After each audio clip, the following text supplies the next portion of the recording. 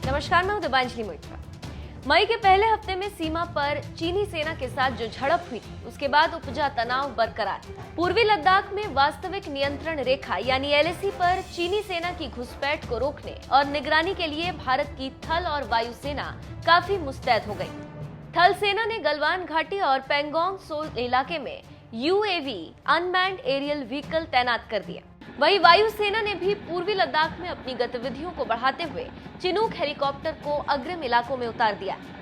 लद्दाख में लेह स्थित सेना की फायर एंड फ्यूरी कोर के अधीन सेना की 81 और 114 ब्रिगेड ने चीनी सेना से निपटने के लिए अपने जवानों और अधिकारियों को 24 घंटे ऑपरेशनल मोड में रहने के आदेश दिए। सेना के वरिष्ठ अधिकारी लगातार स्थिति की निगरानी कर रहे हैं और उसके अनुरूप आवश्यक कदम उठा रहे हैं।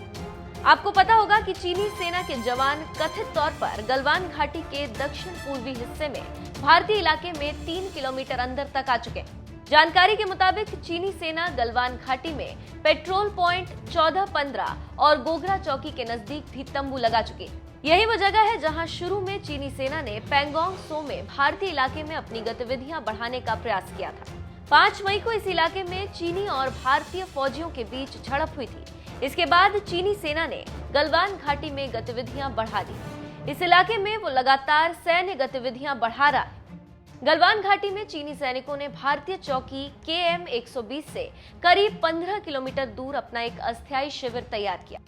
चीनी सैनिकों ने इस इलाके में अपने तंबू लगाए हैं और वहां उसके वाहनों और अन्य साजो सामान की निरंतर आवाजाही हो रही है। चीनी सेना ने अपने इलाके में भारतीय चौकियों के ठीक सामने सड़क और बंकर बनाना भी शुरू कर दिया। भारतीय सेना ने इस पर कड़ा ऐतराज जताया। उत्तरी सिक्किम और लद्दाख इलाके में भारत और चीन के बीच गैर चिन्हित सीमा क्षेत्र पर स्थित इलाकों में भारत और चीन के बीच तनाव लगातार बढ़ रहा है। इसकी प्रतिक्रिया में दोनों ही देशों के सैनिकों की संख्या यहां बढ़ाई जा रही। सूत्रों से मिली जानकारी के अनुसार डेमचक, दौलत बेग ओल्डी, गलवान नदी और लद्दाख में पेंगोंग सो झील के पास के संवेदनशील इलाकों में भारत और चीन दोनों ने अपने अपने अतिरिक्त सैनिकों को तैनात किया। इसी बीच भारत भी साजो सामान के लिए अपने विशालकाय हाथी चिनूक को पूर्वी लद्दाख में उतारकर चीन को कड़ा संदेश दिया और चीन को यह संदेश भेज दिया कि अब तुम्हारी किसी भी हरकत का मुंहतोड़ जवाब दिया जाएगा। इसके साथ ही साथ रोज चीन की तरफ से गतिविधियां बदल रही हैं। भारत सावधान है और चीन के किसी भी चाल को नाकाम करने के लिए तैयार है।